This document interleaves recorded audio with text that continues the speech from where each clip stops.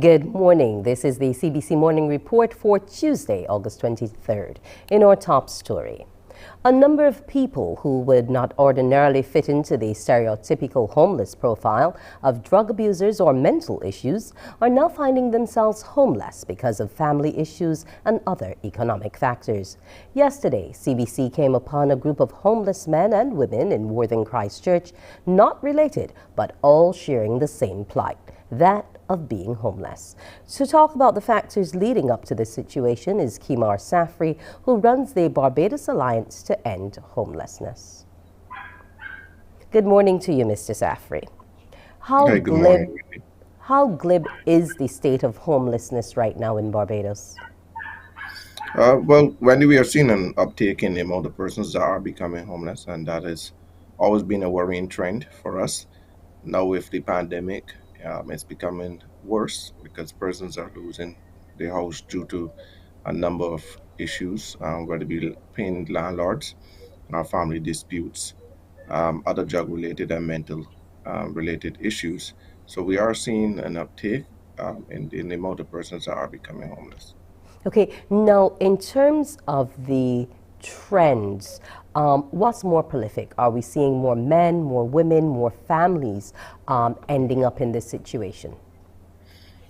We always see more men because it's more challenging for men to be placed than it is for women. For example, a family member would easily place a female than they would place a male. We are still seeing a higher number of women than we've seen before, and this is because they now have a safer place to come at the shelter that we have in Bridgetown, and we're seeing more women coming to us for shelter. So before it was, you could see the typical one, two, three.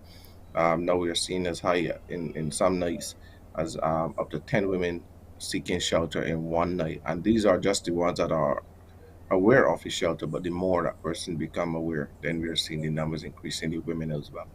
And Okay, women and children. I must add women and children.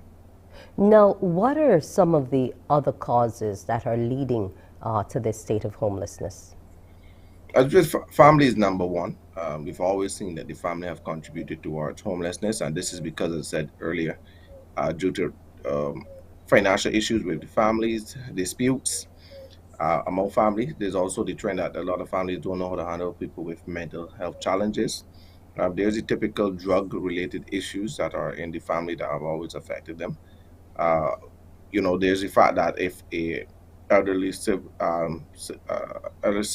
sibling dies, there's dispute for land and housing. We've seen that a lot with the dispute for the land and housing, and then the other siblings just come together, push out the one that isn't working, and then slowly that you can see a homeless trend among that family because everybody's trying to take over the property. So those are some of the main causes in the family and that are contributing to homelessness. Okay, so love and care has gone out the window. Let's take, for example, the situation I came upon yesterday, exposed to the elements, using a wooded area, as the only refuge. How could your organization help in a situation like that?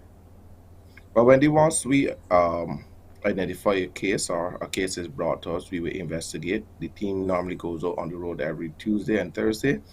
And once we go, we investigate and we ask the person some questions and we offer our services. And it's then up to the person to, our persons rather, to basically come into the shelter and use our shelter and then access our services. But oftentimes you could understand that persons also want their own space.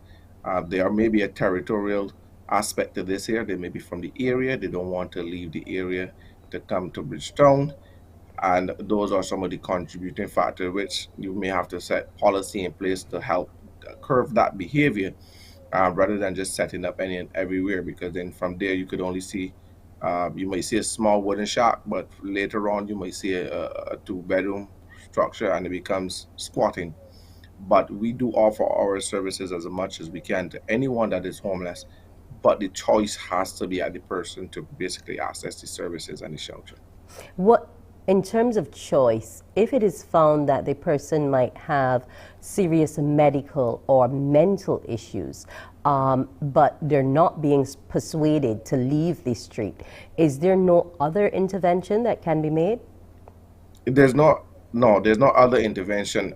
Once the person has not committed a criminal offense where the judge could basically send them to the psychiatric hospital, or the police arrest them and then call in the psychiatric nurse, there's no way of getting person off the street. And that is why we talk about policy, that once a person is obviously deemed medically unfit or mentally unfit, that there is some sort of intervention that can be done, and to get that person in care, because many times that person may not be thinking rationally, and so we need ways of protecting people, even if they may not like how it is done.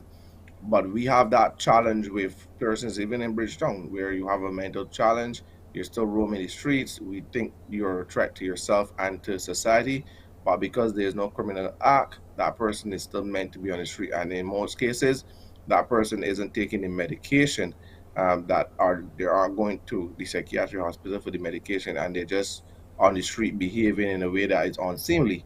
And we are trying to work with the relevant authorities to look at some sort of policy to help persons like that, because it also affects the members, sorry, the public, the general public, when they are walking the streets, or and then we get the complaints, oh, this body's on the street doing this or that, but we can't do anything, and we're not the Barbados Police Force Services rather, so we cannot intervene at certain level. We have to let it play out.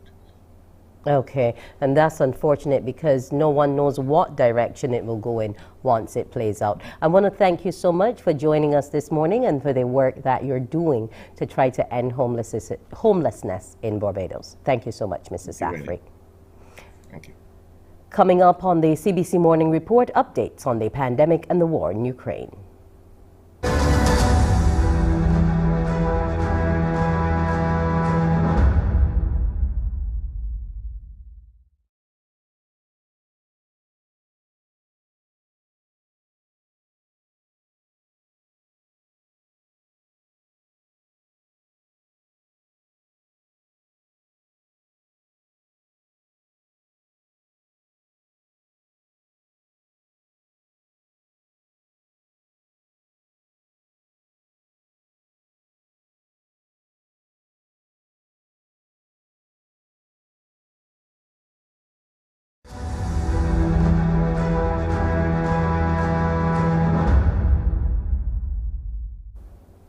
Two more people have lost their battle with COVID-19.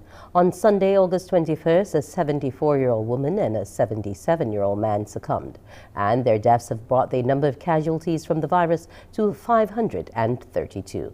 Meanwhile, there are 118 new cases of COVID-19 on the island, accounted for from the 391 tests done by the Ministry of Health on Sunday.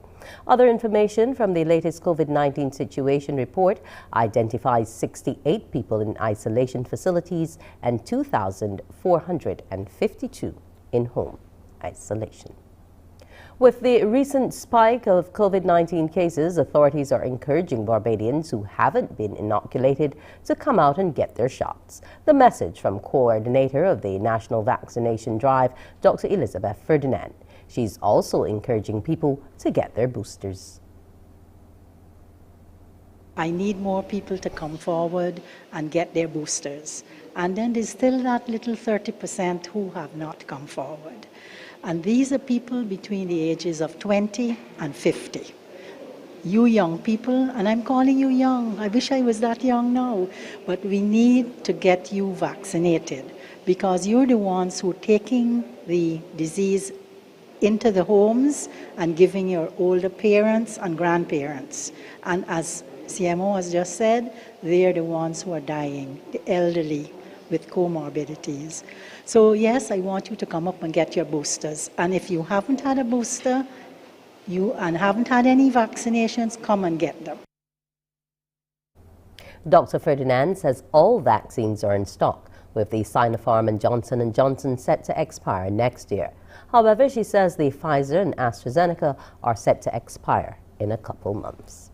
Meanwhile, health officials say they've only been about 600 reports of adverse reactions to people taking the COVID vaccines. The update was given by Chief Medical Officer Dr. the Most Honorable Kenneth George. He was speaking at the Barbados and Dominica Isavi Surveillance Workshop organized by the Pan American Health Organization. In Barbados, from February 1st, 2021 to July 31st, 2022, there were a total of 602 reports of adverse events after the COVID-19 vaccines. 86 were classified as moderate and or severe. 80% of the reported cases were self-reported from patients, in keeping with the fact that the majority of reports were considered to be mild. Dr. George adds the moderate to severe reactions represent a very small percentage of the 364,728 AstraZeneca and Pfizer vaccines administered. Moderate to severe infections therefore represented 0.024% of all doses given. That would equate to 24 persons in every 100,000 doses given. Bahamian Prime Minister Philip Davis says the decision on whether the mask mandate for children will be lifted will be determined on how many children are administered with the COVID-19 pediatric vaccine. We are hoping there are vaccines for children, and we've been vaccinating children. As soon as we see the demographics of how many children are vaccinated, we too can consider lifting the mask. And I urge again parents to seek to have their children vaccinated so that we can move to lifting the mask. As you quite pointed out, these are suffocating times because of the heat, and we want to see how we could help to ensure that our children are comfortable. 24,000 pediatric Pfizer vaccines arrived in the country in late July and are available for children ages 5 through 11 years old. The Prime Minister reiterated that once schools reopened, vaccines will be available on school campuses. I'm advised by the Minister of Health that they are going to make vaccinations available at the schools as well. And that is something that he has indicated. Dr. Anthony Fauci, the top infectious disease expert in the United States, who emerged as the public face of the country's COVID-19 pandemic response, has announced that he will step down in December. Fauci has been front and center of the country's COVID-19 response. He's advised 7 presidents and spent more than 50 years at the National Institutes of Health. The Health and Human Services Secretary, Xavier Becerra, praised Fauci for his selfless passion to bring hope and healing to the American people. His departure was expected. Kimberly Halkett has more now from the White House. He served under 7 U.S. presidents, but now the top infectious disease specialist in the United States is stepping down at the age of 81 years old. Dr. Anthony Fauci gave decades to public service. At the age of 81, he says he's now pursuing the next chapter in his career, but he will be known for those very early days in the COVID-19 pandemic when he was arguably the very public face of that pandemic, not just in the U.S., but around the world. And he played a critical role dealing with that pandemic and also in the 1980s, the epidemic of AIDS. But for his work, he was often criticized, some would say very publicly, including by former President Trump, who, when it came to COVID-19, desired to go against public health guidance and return to a state of normalcy. Some would say much too quickly. What we know is that even if there were difficult times in this role as the top infectious disease specialist, he stayed on to serve under President Joe Biden, who is praising Fauci, saying that America is stronger, more resilient, and healthy because of Dr. Fauci. Russian intelligence is accusing Ukrainian special services of carrying out a car bombing that killed Daria Dugina, the daughter of an influential Russian ultranationalist who has backed Moscow's invasion.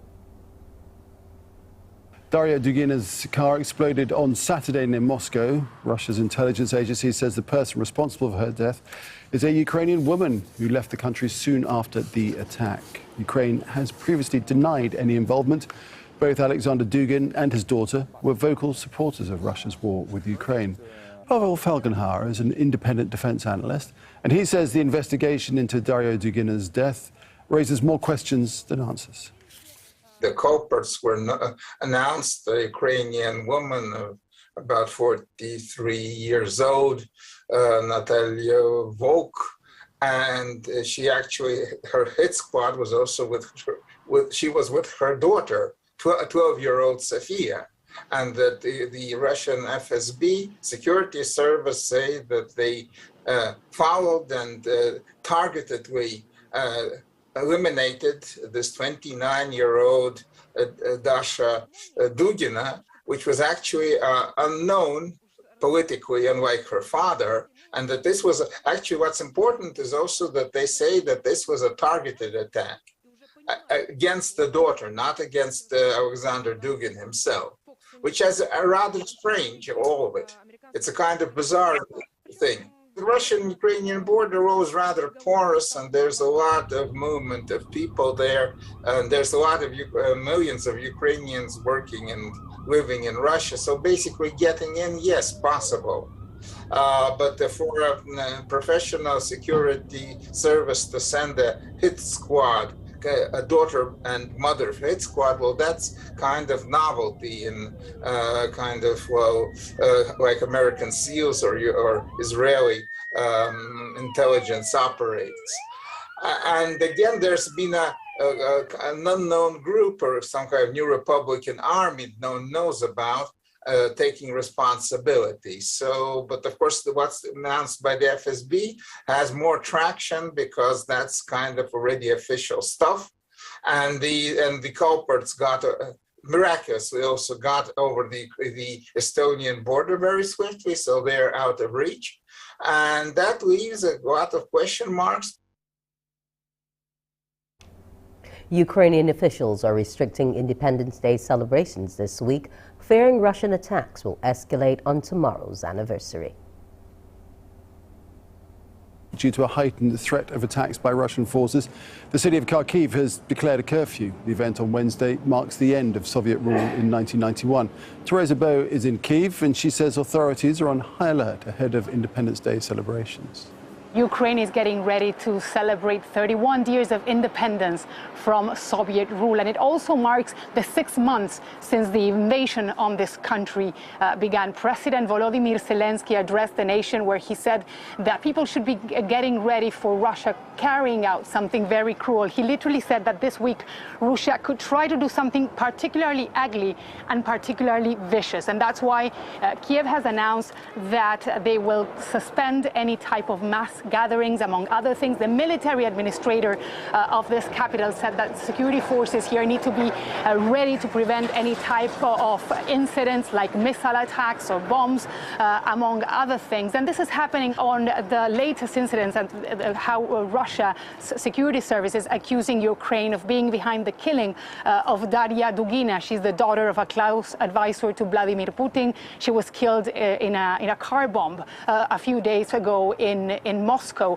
and Russia is accusing Ukraine. We have not heard from Ukraine yet, but certainly this raises the alarms here. Another thing that has been raising the alarms are the reports by intelligence community that Russia has been amassing missiles and other types of weapons in Belarus.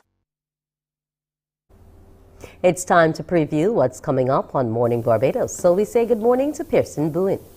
Good morning, Wendy. Good morning, everyone. When you join me at 6:30 this morning, I'll tell you it is back. It is back. The Barbados Food and Rum Festival, newly packaged, and I can't wait to share with you the details. Look out for that. Actually, it's just a matter of weeks away.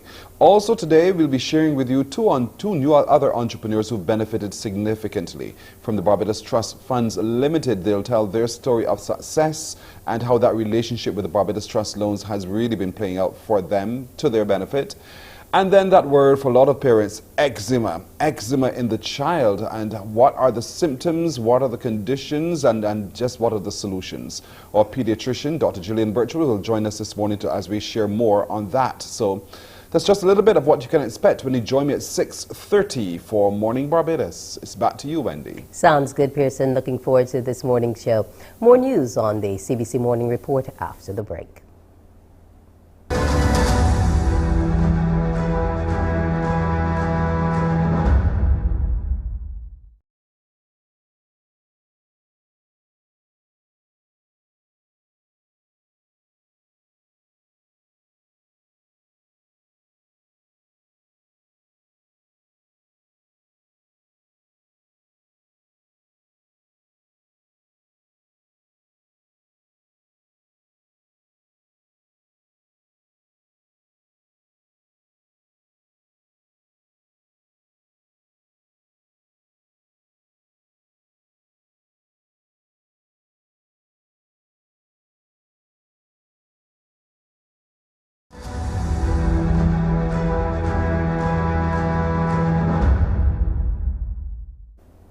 The return of in-class teaching has seen an improvement in the recently released results of the secondary school's entrance examination.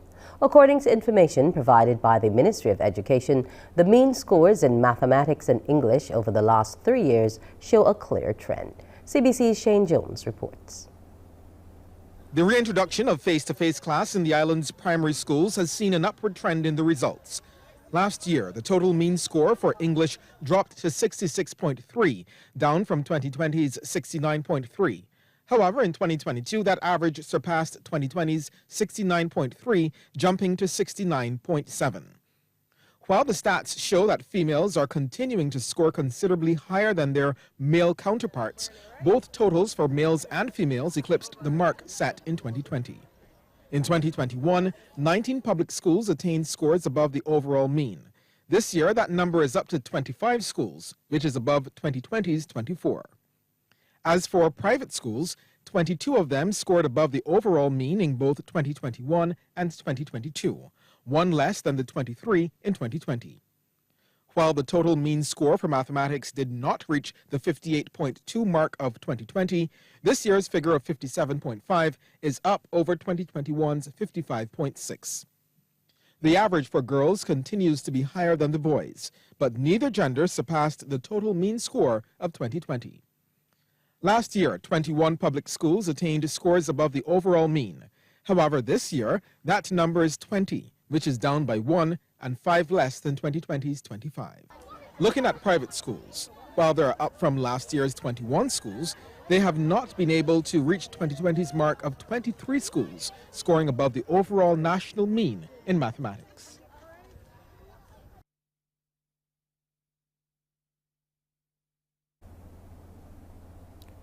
Speaking to CBC News about the improvement of the results, Chief Education Officer Dr. Ramona Archer Bradshaw said the students did extremely well given the circumstances.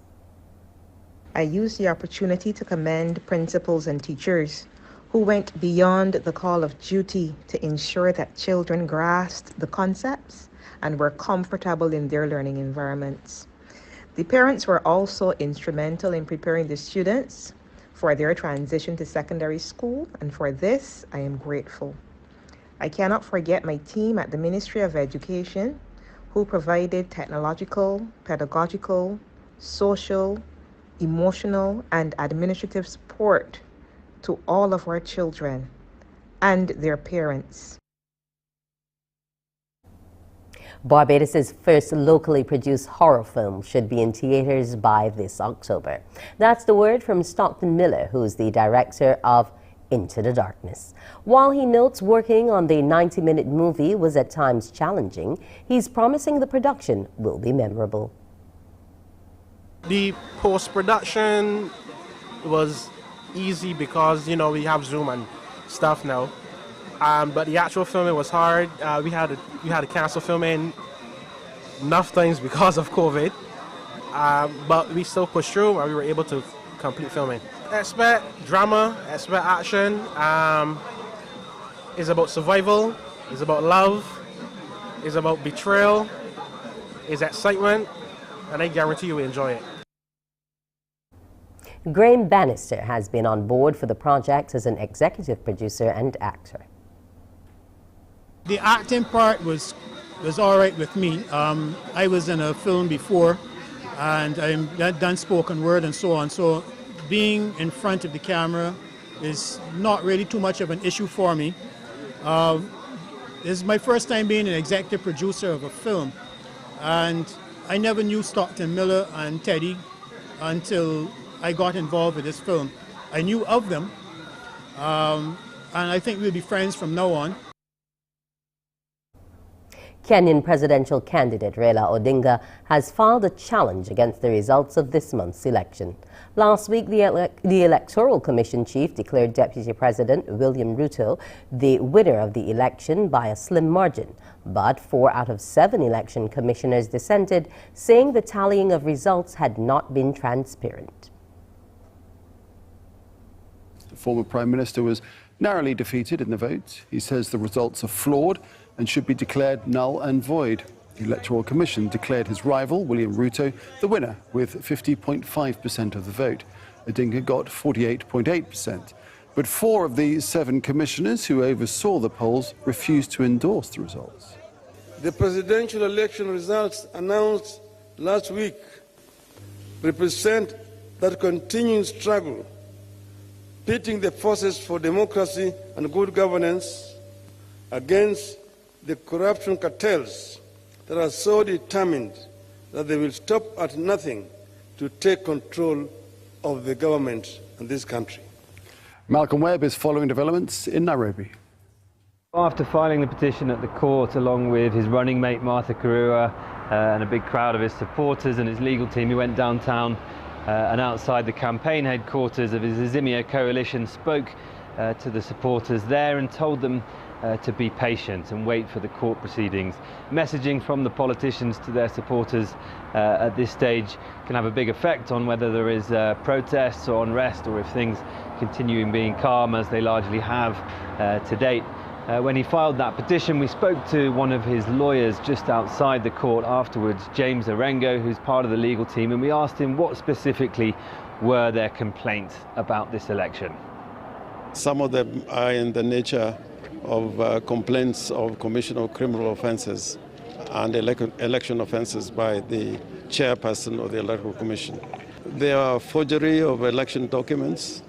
There was interference with the integrity of the technology that was used in the elections. There was also falsification of results which were uploaded into the networks that were operated by the Electoral Commission. We are seeking several orders, and it will be upon the court to make that determination.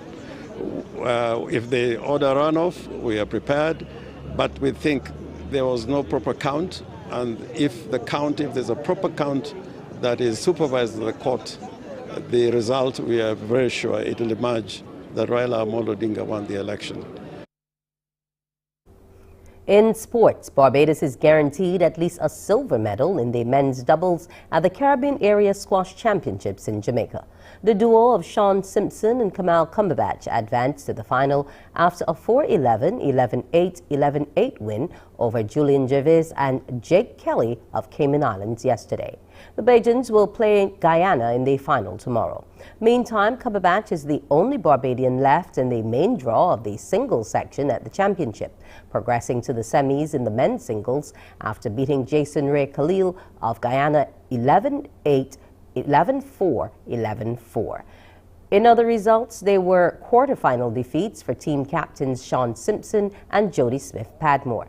Simpson lost his men's match to Alex Arjun of Guyana 11-9, 9-11, 11-12, 11-6, while Smith-Padmore went down to Akeelia Wiltshire, also of Guyana, 11-1, 11-4, 11-7.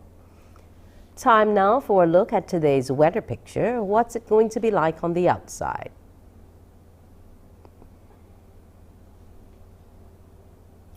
As you can see, the present temperature stands at 27.2 degrees Celsius. The humidity stands at 82% and the barometric pressure 1012.1 millibars.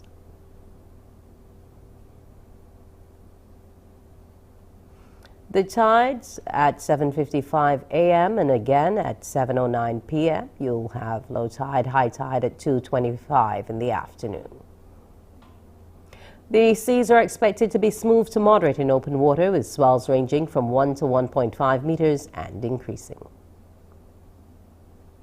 Today will be a mix of sunshine and clouds with a few intermittent scattered light showers. Tonight is expected to be a mix of clear skies and clouds with a few intermittent scattered light showers. Here's now a look at our international cities. And that's today's morning report. Our next newscast will be Newsday, but you can also stay tuned to the stations of CBC Radio to hear more news, The World at 1. It's now time for Morning Barbados and Pearson Boone. Wake up, wake up, wake up, wake up. Barbados, get up. Good morning. Good morning, Barbados. Good morning. Good morning to you. Good morning. Morning, morning, morning.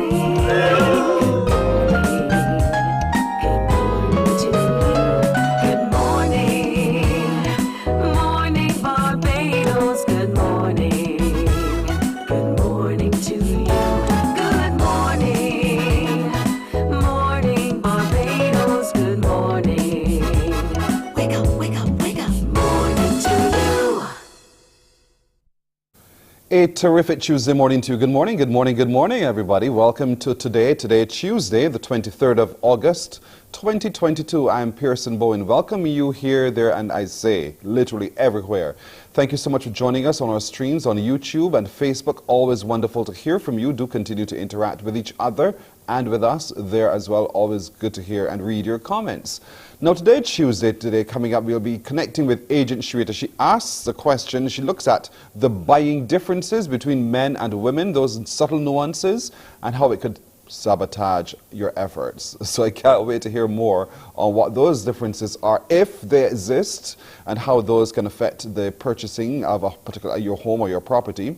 We'll also today be calling 2 winners in our back to school competition. If you have shopped at Nature's Discount or at Woolworth and you've dropped your entry form in, well, perhaps we're calling you today. The word is back. Yes, no one has yet been able to solve that word, and it is back today. I hope we can have one of you finally unscramble that word, so look out for that as well.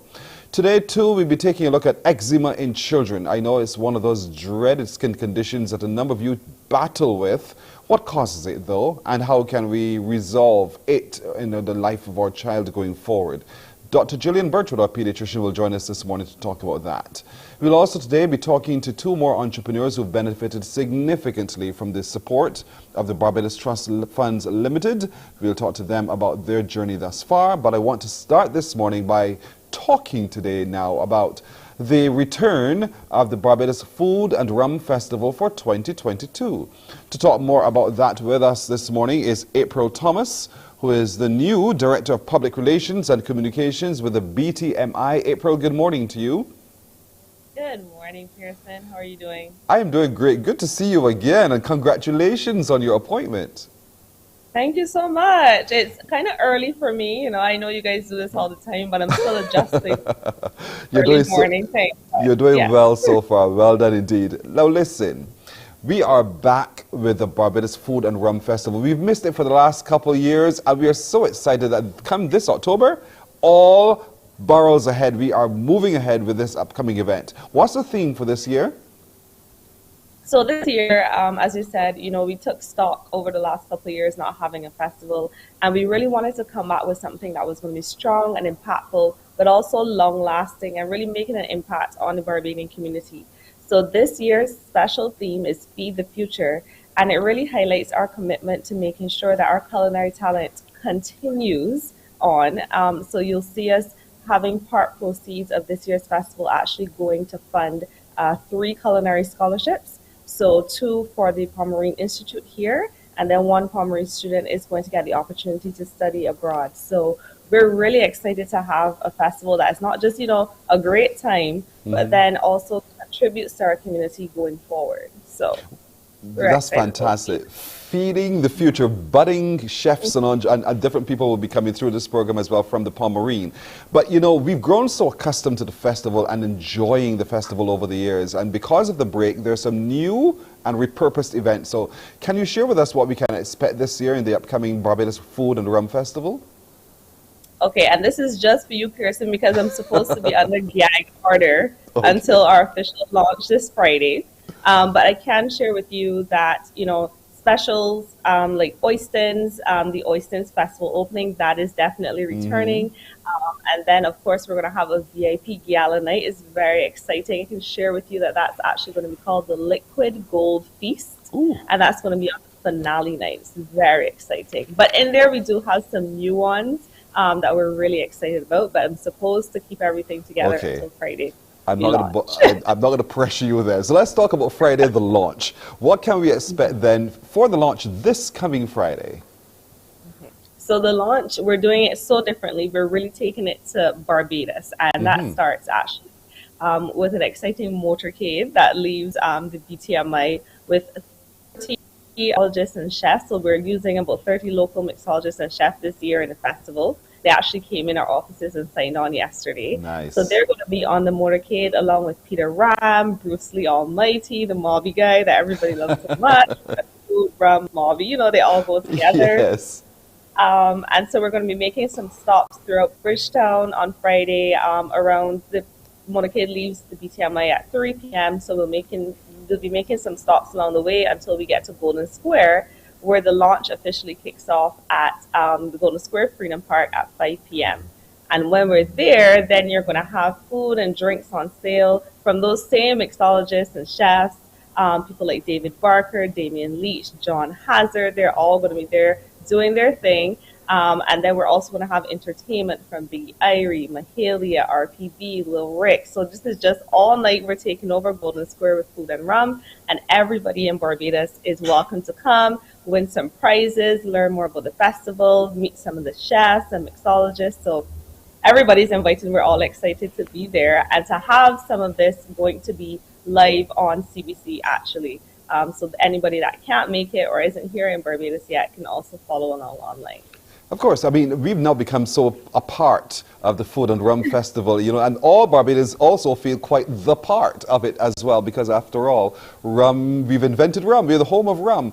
And there's a shop everywhere near, there's a church, there's going to be a shop selling some liquid gold. And that's the whole point. The point is that we want the whole community to be engaged with the Food and Rum Festival. We all love to eat, and many of you love to drink, so why not put the two together in this upcoming festival? Now, for those sitting and get on all excited about the launch on Friday, yes, but when is the festival, they're asking? So the festival kicks off on October 27th. 2022, and it runs for a typical 4 days, so Thursday night through Sunday night, that finale event. And as I said, we're going to have our local chefs. We're also bringing 4 international chefs this year.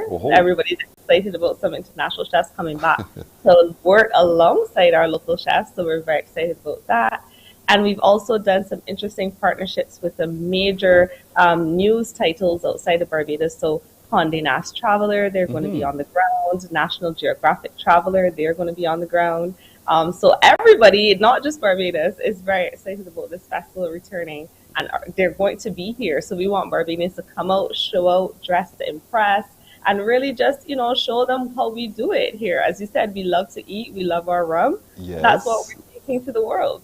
I love it. The fact that our food has a story to tell too. This is going to be super. So we get the story of the chefs and the mixologists. We'll also get the story of our food, the way we flavor what we do, why it has such a kick, and why we think it's exciting to share with the rest of the world. And that story will be shared on Condé Nast and National Geographic, as you said. Yeah, two top titles that are excited to work with us. They're, coming to us like, okay, so what's new? What can we tell people? And so we're working with them. You'll see some videos coming out on their social media promoting the festival. They have e-blasts, newsletters. They're telling everybody about coming to Barbados in October. for this festival. So we're very excited about that. Now, folks, much of this detail you will find on foodandrum.com. Foodandrum.com, that's the website. You can also go there to start purchasing your tickets and start to make sure that to understand how the event unfolds as well. But I don't want to, you tell me I shouldn't go there to reveal too much. That's what you'll do on Friday with this big motorcade, the launch of the 2022 Food and Rum Festival. It starts with a motorcade from about 3 in your offices there in Warrens, right? Correct. We're leaving Warrens at and we're inviting everybody to join along. If they see us on the road, you know, we're going to wave, and we're going to be doing some giveaways right there. We're going to have, you know, all the Food and Rum branded items that people love, the caps, the hats, the mugs, everything that you could imagine. And yes, I see that they're showing our trailer video. That's on the website. So anybody that wants to know more, foodandrum.com is all the information. That's where everything is going to be posted. The links to the tickets, everything is going to be there. It truly is a Caribbean celebration of food. 3 new decadent events. And don't tell them too much, take it out, because if you do, you're going to spoil April's surprise on Friday. So, but the point is that there are some new events, and you will hear more on Friday. There's going to be the big motorcade that starts around 3 in the afternoon in Warrens. You're going to wind your way through, and through the community, and through where people are, ending at Golden Square around 5 for all of the beauty and the glory of celebration of food, festival, rum, everything in one spot. So we're encouraging as many people to come downtown. It's going to be free, right? Yes, it's free. I'm here like Kirsten. You can take my job at this rate. No, not yet. No. You got it. Right, and that's the whole point. I mean, I want everybody to get it, because we're going to be there. We are going to celebrate really wonderfully from this Friday. And having launched it, I know you're going to hold all these details till Friday. I know. But will you be telling us, can you tell us a little bit more, anything at all right now about what happens between August and October? Oh, so much is going to be happening. We are taking Food and Rum to all of the communities. So the pop-ups that people love to see, they're going to be back.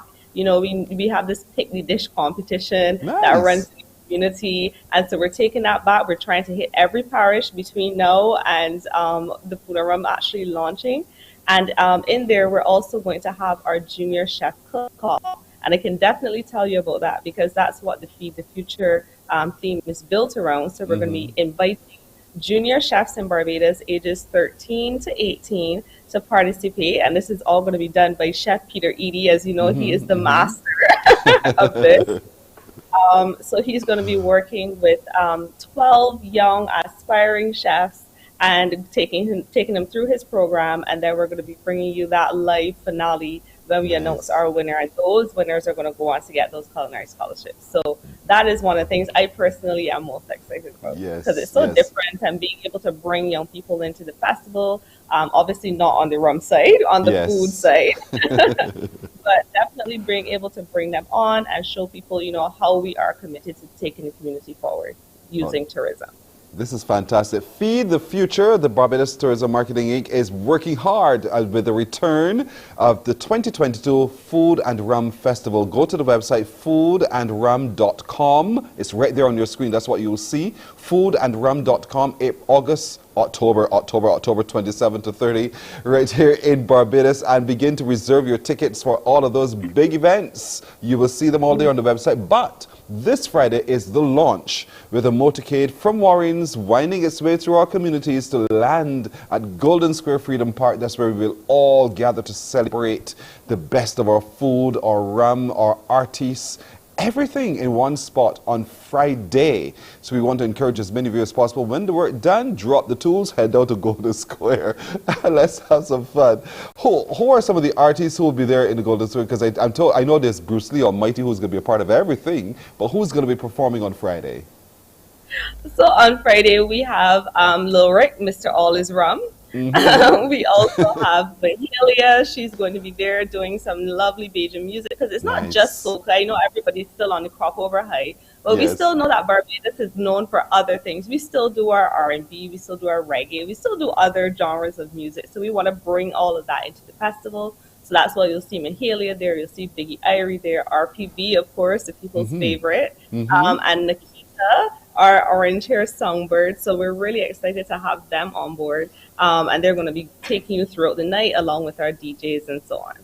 This is going to be great. On Friday, folks, from 5, food and drinks will be on sale. We will all be there, and everybody else will be there too. And we want as many of you as possible to come down. Let's celebrate the best of who we are in this Food and Rum Festival for 2022.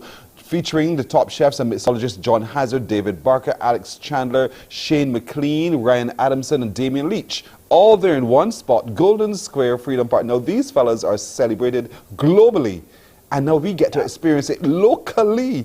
So let's go down to Golden Square on Friday from 5 to be a part of it. But look out for the motorcade that starts at 3. In Warren's, coming near you. There's some prizes and giveaways, so look out to celebrate with all of this. April. Lord, I can't wait for Friday. I can't wait for Friday. I hope I see you there because we have a bag with your name on it. It has a hat, our food hat, a shirt. Yeah, we have everything for the CBC team decked out. We've been speaking to Joel and Diana. We have you guys covered. Everybody is Food and Rum this year. Well, in advance, we say thank you. Thank you so very much. The team is coming. My production crew can't wait to come on down and be a part of it too. Good. Like so many pigeons as well. Yeah, girl.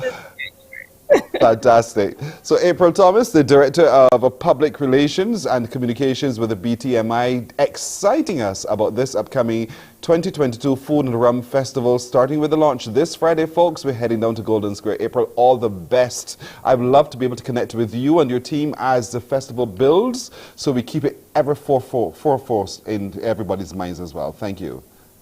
Thank you so much. You're welcome. You're welcome. There she goes. Good friend, April Thomas, indeed. We're taking a break right here. We're coming back in just a moment. Morning, morning, morning. Good morning. Good morning to you.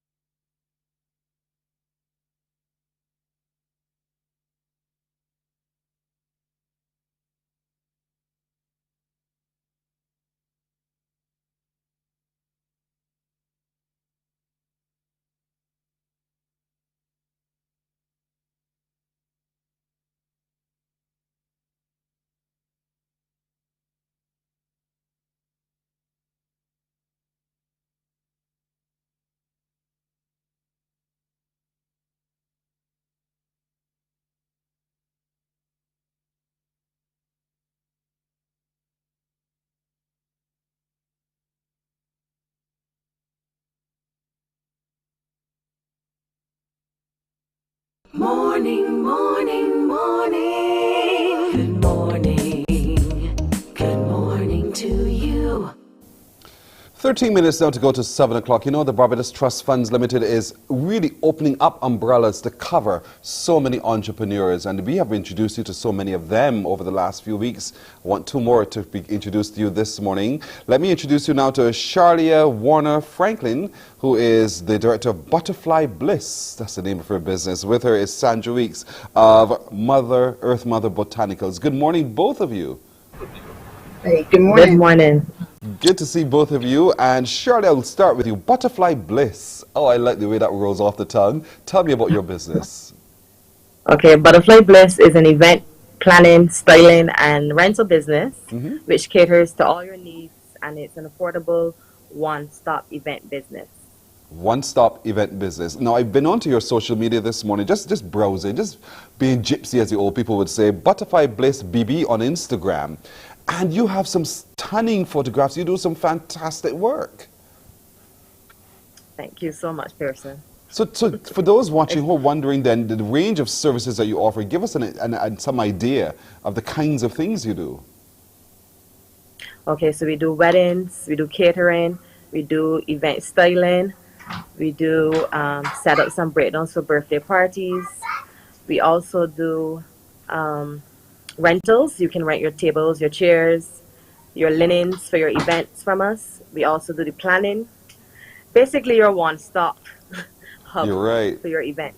Because I have no clue as to what to do, so we come to you and we leave it right there at you, right? And you work out the plan. Once we give you some ideas of what we want to do, then you take it from there and you run it for us, right? Yes, please. We take the stress out of the event planning part of it. It's out of you trying to run around, trying to source items. trying to source caterers, etc. We do everything for you, basically. You take the stress out and you add the bliss. And that's what we're looking for, to have a most blissful moment in time with Butterfly Bliss. How long have you been operating your business now?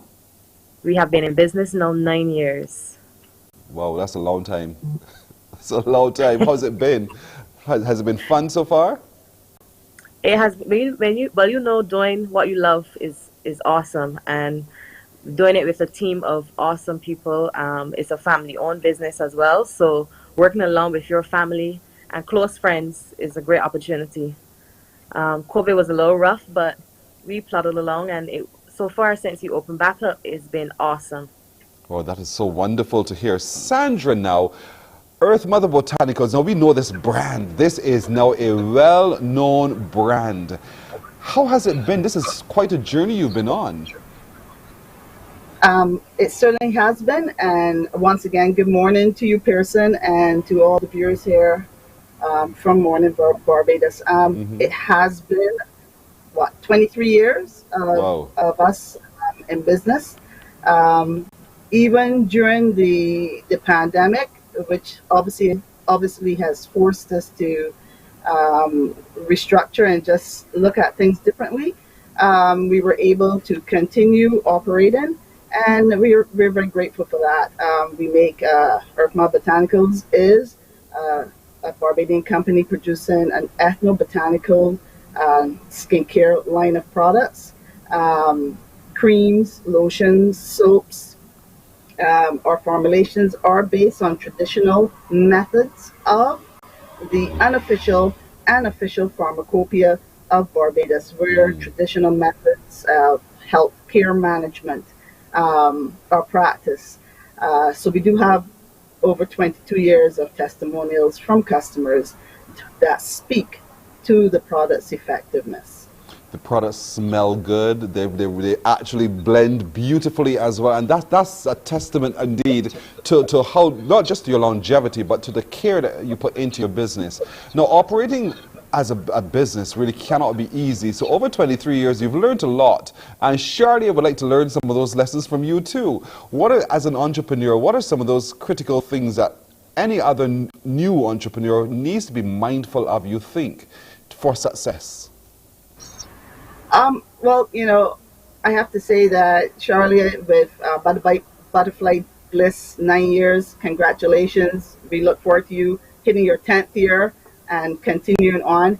I know that with us, the vision you always have the vision, but you're constantly changing, because change is something that's going to always happen. So you always have to keep revisiting. Stay true to your philosophy. Stay true to your vision of what the products are supposed to be. Like you mentioned about our products smelling good, and one of the things that we really appreciate is about our product line is how well they last. They're a natural product line, and as long as they're not in extreme heat or in the sun, the longevity of the product is remarkable. So again, if you've got a good product, you've got a good business, you've got a fantastic team around you, you can do quite a lot. And over the last 20 years or so, we've had a fantastic team of staff members, and we're very grateful to them. And so yes, I think if any young entrepreneur, it's really about just having that good relationship, not only with your customers, and especially with your customers, but also being very grateful to God, because we just do not know from one day to the next what's going to happen. So we're always just put it in God's hand and go forward. Indeed, but one of those earthly hands in which you put it, Sandra, was the Barbados Trust Fund Limited. Talk to me a little bit about that relationship there and what that meant, how they've helped. Well, so we've been with them, I think, from the inception, and that's been really great, because again, when you needed that additional help, not only financially, but also with the workshops. We've had to attend a couple of classes. Also, there's a community, an online community on Telegram that you can go, that you're a part of, and you get a lot of videos, a lot of helpful tips, good back and forth communication. I have a good relationship with my business development officer there, and so it's again just wonderful to have that support from the Barbados Trust Fund, and it has been a good relationship. I don't think we can say anything otherwise than that. That's fantastic. What about you, Charlie? Why did you decide, first of all, to turn to the Barbados Trust Funds Limited, and how has that relationship been for you over the time? I first heard about the Barbados Trust Fund follow on a friend of mine, and from the time about them and I reached out to them, the whole experience was seamless. They're very friendly, they're very knowledgeable, very, very helpful, and I just want to thank them because they came at a very crucial time in the business where we needed some assistance in numerous areas. And like Sandra said, the workshops were excellent. Customer service, they gave customer service. They only not just taught us it, but they actually walk the walk and talk the talk when you came into their office. So the experience was excellent, and I thank them, and I look forward to the continued support from them as well. And that's so important, isn't it, Charlie, to have that support, to know that there is an organization or a group of people. Let's not call it organization, because when we do that, we think it's just a building. But there are people who are available when you need them, to whom you can turn. And that must make you extremely confident and comfortable, Charlie. Yes, please. Definitely. The support from them has been amazing. Nisha, your whole team, the whole team down there, from the time you enter, is awesome. Amazing. I think when it's Thanks, good guys. it's great customer service where you could call your service provider by name. When you could actually call the name and their first name, that is fantastic. That's a good relationship right there. So you will not look back. And as an entrepreneur now 9 years in, what's your next goal that you've set for yourself? My next goal is that I would like to actually go into teaching what I've learned. So I'm currently in the process of earning some more certifications in my area with event planning and styling, and I want to be able to share it because somebody shared with me and I benefit from it, so I want to share it with others. Fantastic. Pay forward, as the Americans would say, pay it forward. But we like to say give it back, indeed. Sandra, what about you? I mean, one would think after 23 years you've done it and you're settled, but you have to, as you said, constantly recreate, because one constant in life is change. What's the plan? What's the next plan for Earth Mother Botanicals? Well, we're just going to hold firm and hold steady with the boat. Keep it going. Yes, we do have to have succession planning in place. And we're looking forward to that, and hopefully in the next 5 years that somebody else might very well be at the helm of the business and of the company. We very much are focused on our export market as well, not only our local market but our export market. We do have an online store, and we do have a campaign running currently.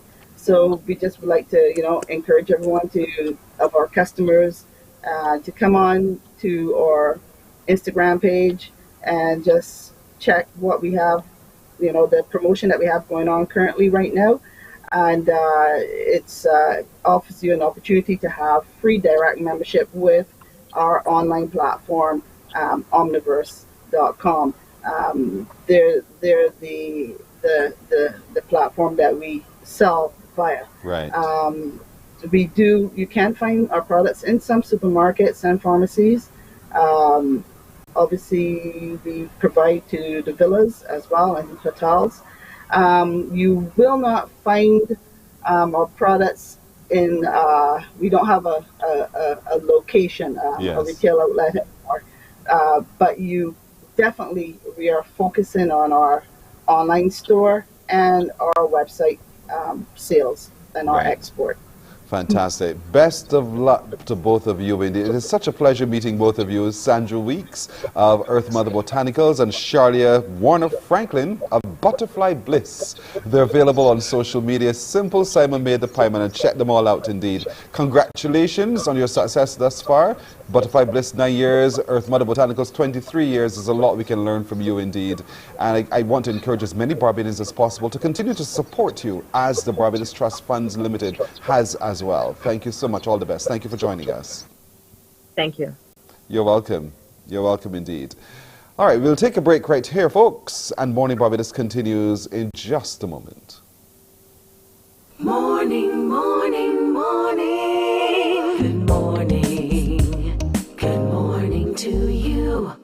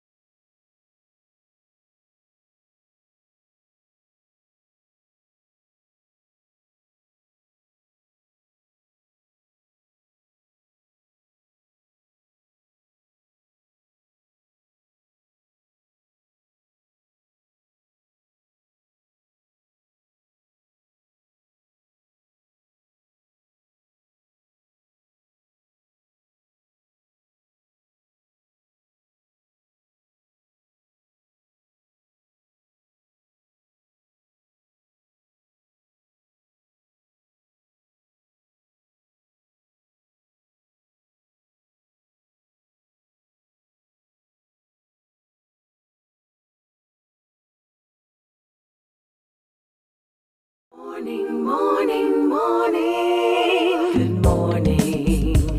Good morning to you. Well, before we head to the news, I have a Bajan Pure water tip for you. Do you want to know what that is today? Hope you've already had your water for the morning if you haven't already done so. But our tip for today is one I want you to pay very close attention to. And let me tell you what it is, by the way. It's brought to you by Bajan Pure Water and in Pure Water Filtration. It says that water forms saliva and mucus. Saliva helps us to digest our food and keeps our mouth, nose, and eyes moist.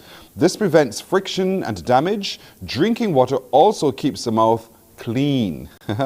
Consumed instead of sweetened beverages, it can also reduce tooth decay. That's our Bajan Pure water tip for today. We hope you drink your water because it helps to form saliva and mucus and helps us to digest our food and keep our mouths clean. All right, let's get an update on the news. Once again, here's Wendy Burke. Good morning. With the news, I'm Wendy Burke. Homelessness in Barbados is on the increase, according to one agency which houses and deals with this social issue. A number of people who ordinarily would not fit the stereotypical homeless profile of drug abuser or mental issues are now finding themselves homeless because of family issues and other economic factors. Yesterday, CBC came upon a group of homeless men and women in Worthing, Christchurch, not related, but all sharing the same plight, that of being homeless. We spoke with Kimar Safri, who runs the Barbados Alliance to End Homelessness, and he told CBC News that the situation is growing with more people on the street, especially men. He said the main factor now was family issues, especially land and house squabbles, where people would find themselves forced out of the family home, especially if they're not working. The pandemic has also led to many unable to pay rent to landlords and evictions come. He said women were also experiencing the plight, but it's easier for someone to take a female in than a male. On the issue of mental illness, he said once people refused to go or did not commit any illegal act, his organization is powerless to act, but they are concerned about the increase. With the recent spike in COVID-19 cases, authorities are encouraging Barbadians who haven't been inoculated to come out and get their shots. The message from coordinator of the National Vaccination Drive, Dr. Elizabeth Ferdinand. She's also encouraging people to get their boosters. I need more people to come forward and get their boosters. And then there's still that little 30% who have not come forward. And these are people between the ages of 20 and 50. You young people, and I'm calling you young, I wish I was that young now, but we need to get you vaccinated because you're the ones who are taking the disease into the homes and giving your older parents and grandparents. And as CMO has just said, they're the ones who are dying, the elderly with comorbidities. So yes, I want you to come up and get your boosters. And if you haven't had a booster, and haven't had any vaccinations, come and get them. Dr. Ferdinand says all vaccines are in stock, with the Sinopharm and Johnson & Johnson set to expire next year. However, she says the Pfizer and AstraZeneca are set to expire in a couple months. Meanwhile, health officials say they've only been about 600 reports of adverse reactions to people taking the COVID-19 vaccines. The update was given by Chief Medical Officer Dr. the Most Honorable Kenneth George. He was speaking at the Barbados and Dominica Isavi Surveillance Workshop organized by the Pan American Health Organization. In Barbados, from February 1st, 2021 to July 31st, 2022, there were a total of 602 reports of adverse events after the COVID-19 vaccines. 86 were classified as moderate and or severe.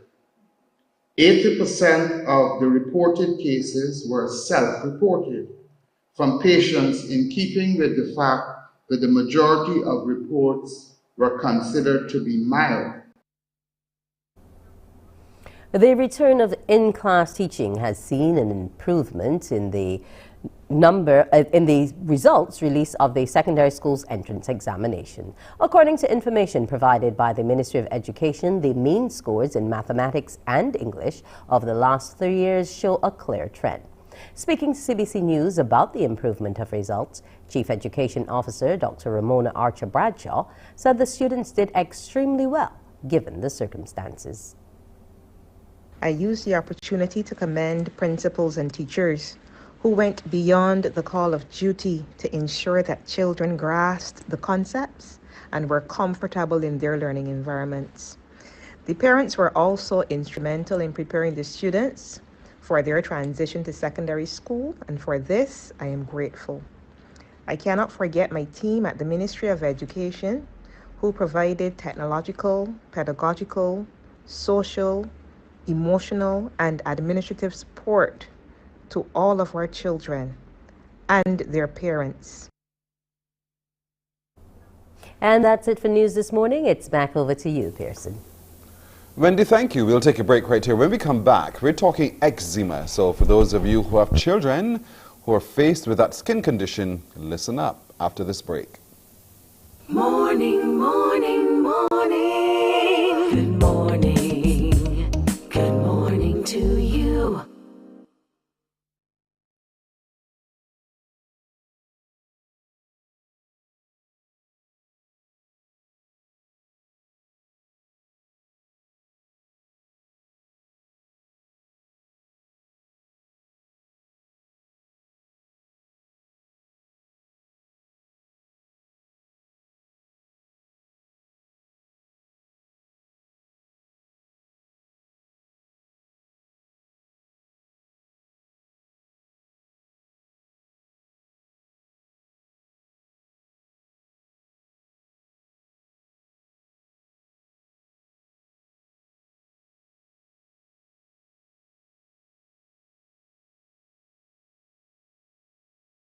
Morning, morning, morning. Good morning. Good morning to you.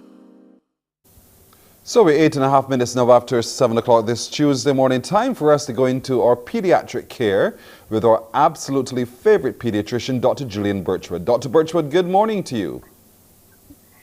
Good morning, Pearson. How are you doing? I'm doing great today. How are you doing? I've lost your voice, or have you lost your voice? Can you hear me better now? Yes, I can hear you now. I thought you were going to give me a hearing test, but I failed it clearly because I didn't hear you then. That's all right.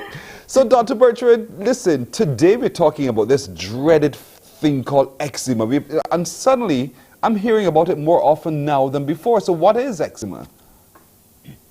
So eczema is a chronic condition. It's an inflammatory condition, so the skin tends to be inflamed, and it's a condition that has no cure.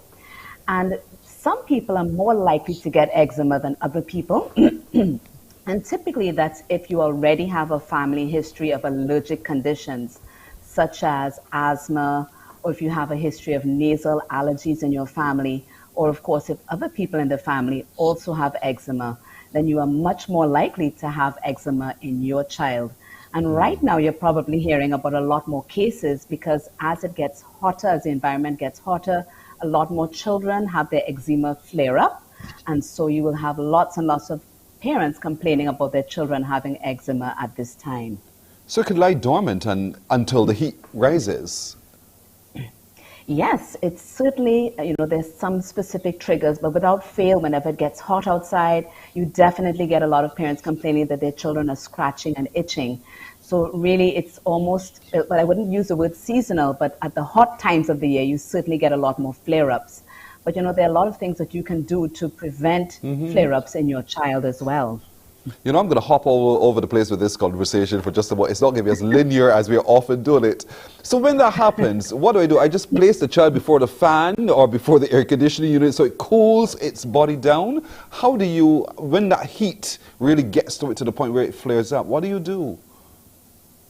When you really have a significant flare of eczema, there isn't much you can do except use the medications to reduce the flare. Anybody who has a child who has eczema knows that the itching is so intense that once you reach that stage of itching, you really need to control the itching, or the itching can be all-consuming in some cases. You see the poor child scratching 24/7, even during their sleep, they're restless. So once you have a proper flare, then you really are going to need to use a medication to sort of get on top of the flare. So as you can see in the picture, when you have eczema, you get a lot of redness in children who have lighter skin. In children who have darker skin, you will see a lot of scaliness, and often there will be darkening of the area that is affected. And on very young children, it can affect the face, the shoulders, the backs of the elbows, you can see it as well on the front of the knees. But in older children, then you tend to get it on the inside of the elbows, behind the knees, and you can see it on the chest as well. So it can affect the child all over and really make them quite uncomfortable. So when they're itching, you need to use the dreaded steroid creams, which many parents are afraid of, but really it's one of the most effective things that you can use. And no, it's not going to cause your child to be hairy or to develop a deep voice. So there are a lot of unfounded fears about the steroid creams that are so essential in treatment.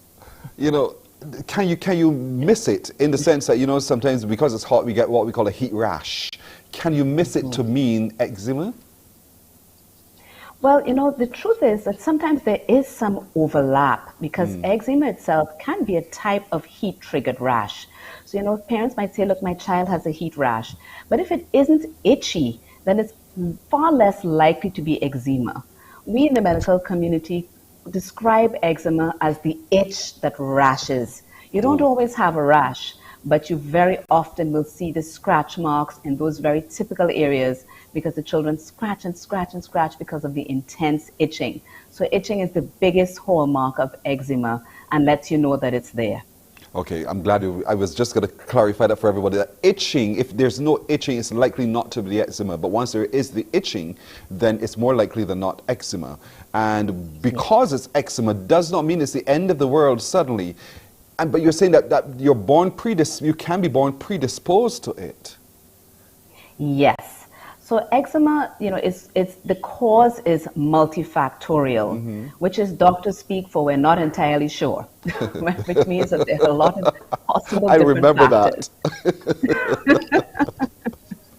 So there's a genetic basis for it. So yes. Some people, as I said, it definitely is in the family. There can be environmental triggers as well. And most people who have eczema have an abnormal outer layer of skin. That's the epidermis. So it's not fully formed, and so it's much more porous, and so things can get through the skin and really sort of generate a very excessive immune response, and that's what then causes the itching and then the scratching and that vicious cycle of itching and scratching, which can lead to all of the complications and the horrible appearance of the skin, Yes. including bleeding in children who have eczema. And that's because they've really itched a lot. Does it also mean that the skin will crack because it's dryness? Yes, so another hallmark of children who have eczema is that they have an underlying skin dryness. So the parents will tell you, I've used this moisturizer an hour ago, but it feels as if I haven't put anything on the skin. It's so dry. So there's an underlying dryness because of that abnormal upper outer layer of skin, the epidermis. But yes, you can also get cracking and tears in the skin, and you can get a really thickened, dark, velvety area in the affected area if there's been a lot of scratching. And in medical terms, that is lichenification. It means that there's so much inflammation that the area has really overgrown with the skin, and it's very dark. And you can get that if the person has been scratching intensely. So when we see that, we know that that child has had a miserable time, and we really do need to step in and treat the child so they can be much more comfortable and not be itching all the time. Oh dear, oh dear, oh dear. Listen, you talked about environmental factors. Are there also dietary factors that would predispose one to eczema? You're nodding. Yes, you don't miss a beat, Pearson. So definitely there can be food associated with it. So children who have more moderate to severe eczema, especially if they develop it at a very young age, then that is definitely a red flag for possible underlying food allergies. And so it's really important to know that if you have a child with moderate to severe eczema, they may need to be tested for food allergies, because those food allergies are well known to be triggers. And the more common food allergies like milk allergy or soy or egg, these definitely can be associated with eczema and can be a sign that your child has food allergies, and you don't want to find out the hard way that they've been exposed to it and have a reaction. So then, water consumption would help where that's concerned? So water consumption hasn't been proven to improve eczema, but I mean, it's certainly a good overall tip that, you should give your child lots of water. Yeah, overall tip. We have a question or comment coming in from one of our viewers. If you can you see too at the bottom of your screen? Can you see this comment? This one says, when my son was younger, he suffered with it. I would rub his feet with mum's oats to stop the itching. He's now 21 and he doesn't have it. So is that possible? Or is that just one of those old wives' tales? Well, some of the moisturizers that are used for treating children with eczema will have an oat base because of the hydrating properties of oats. So one of the things that's very helpful when you have a child with eczema and can actually help to prevent flare-ups and maintain the integrity of the skin is moisturizing the skin intensively and on a regular basis.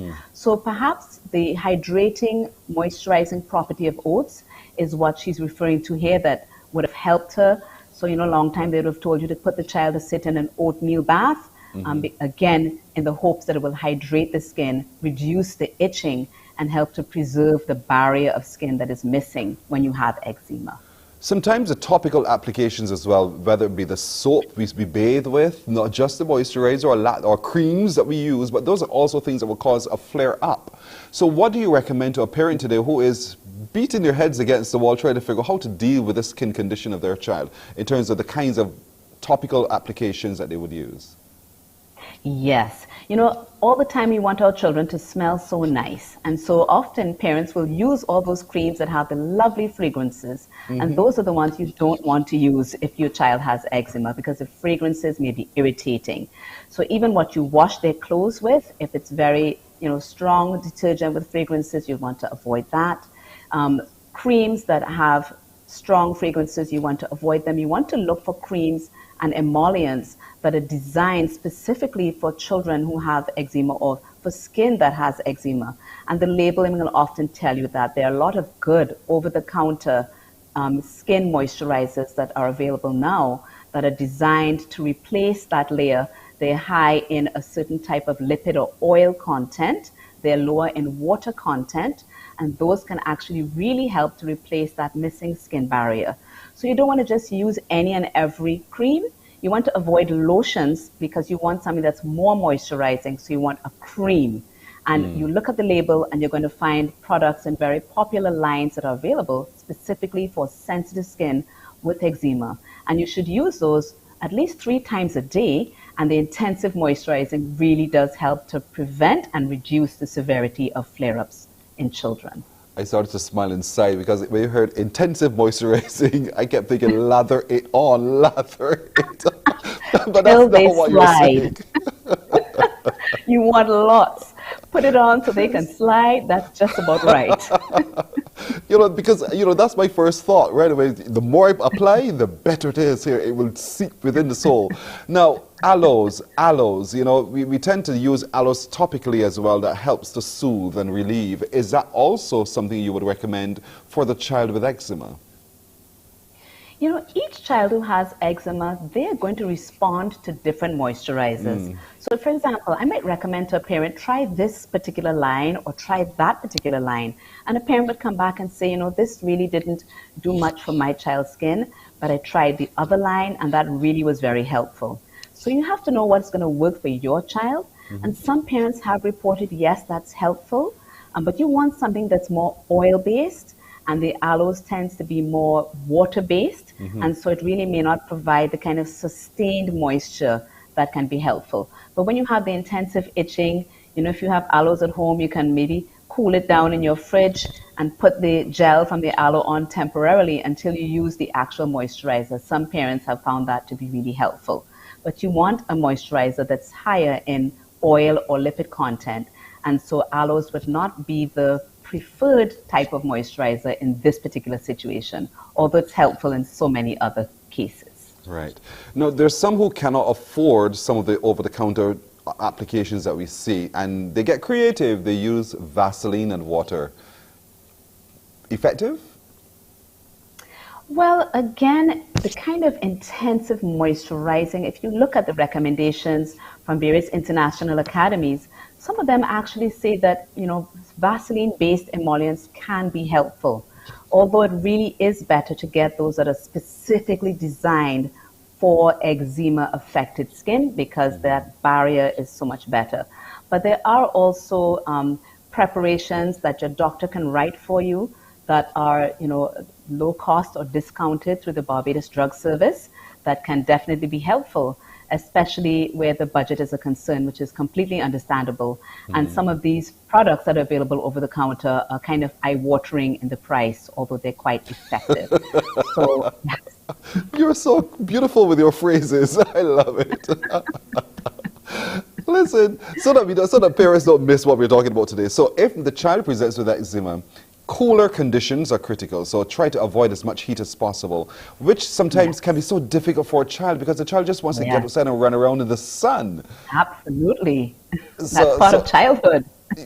That's right. And if you don't get that chance, but you have to be able to teach your child to know that kind of intense heat can flare up the eczema, so therefore you need to be properly covered. Is that the solution?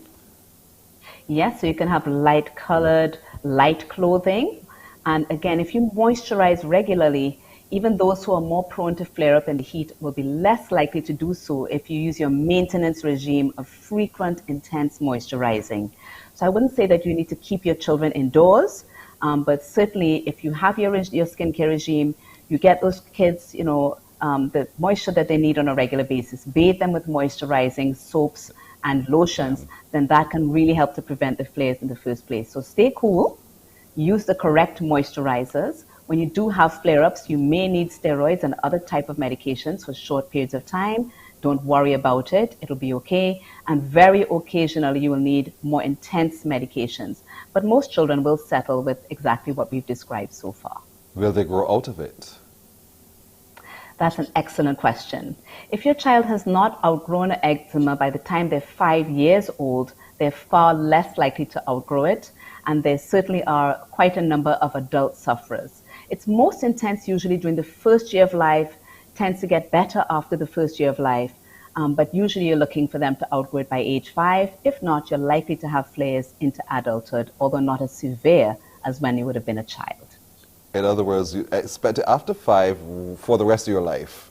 And just make sure you Yes. have all of those topical applications we've been talking about, those moisturizers to ensure, and get to find the right soaps. Avoid those fragrant detergents and so forth that we use, you know, those things that will trigger it. Get to know the child and those triggers very quickly. So one of the things to do is to talk to your pediatrician.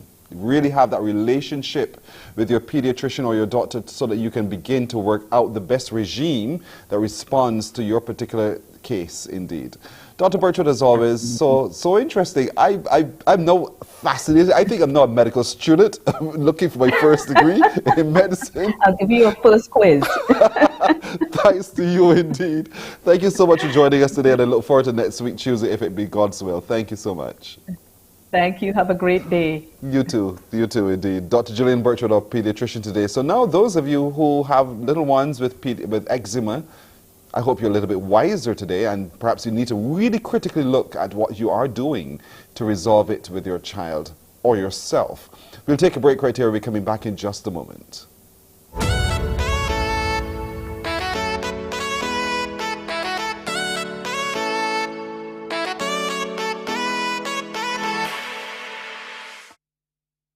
Books open your heart, your mind, and your soul. They are educational, entertaining, inspiring, and motivating. Are you an author of a recent book you want to share? Then Mornin Barbados would love to feature your book in our The Next Chapter segment. Send us an email to morninbarbados@cbc.bb. That's morning without the G. Come and let us turn those pages together. Some ask, what makes Barbados so special? We at Mornin Barbados say it's you, our exceptional youth. You are talented, resilient, and inspirational. You are the epitome of the Barbadian spirit, testing the boundaries of your creativity. If you are an entrepreneur, artist, baker, designer, author, or have done anything you think should be highlighted, email us at morninbarbados@cbc.bb. Let us show the world our exceptional Bajan youth.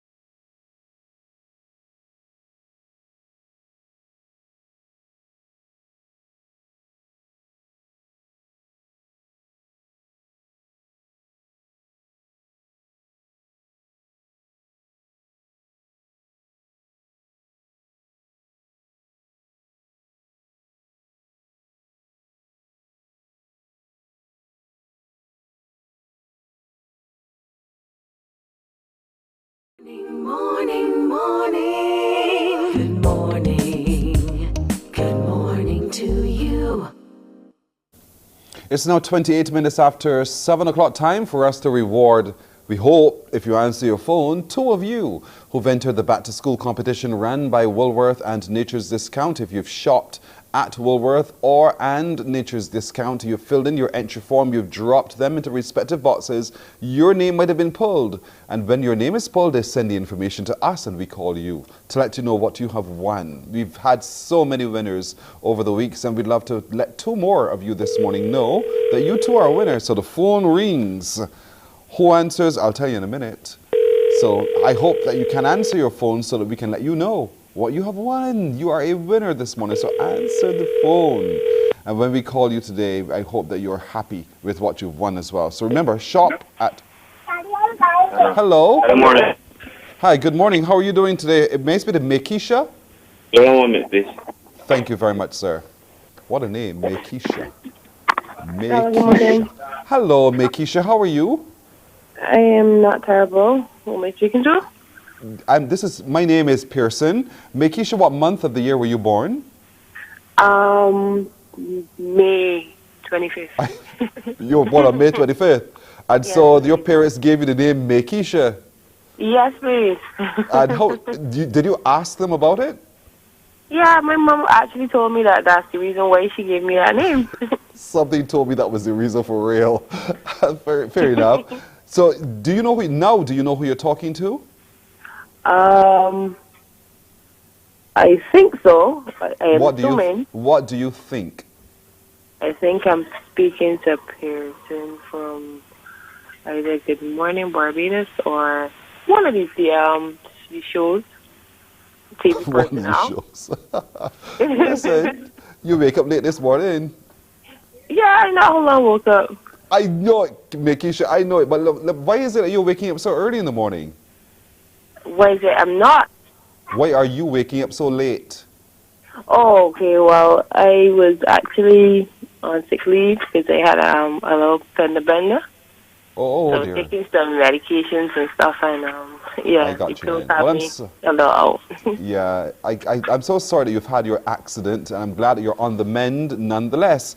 But listen, you have a little sweet who goes to Bay Primary? Mhm. Do you have anyone who goes to Bay Primary? I do. I have 3 daughters actually who goes to Bay Primary. Really? 3 of them? What ages are they? One is now entering nursery. She's 3.5. The other one is 6, and the other one is 7. Beautiful indeed. It must be the joy of your heart, right? Trust me, my little darlings.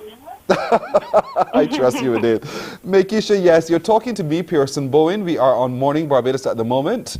And I know you would have shopped at either Woolworth or Nature's Discount. Which one of the two did you shop at?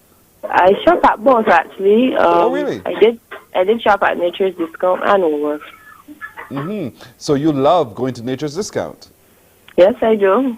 Listen, you are a winner this morning, Mekisha.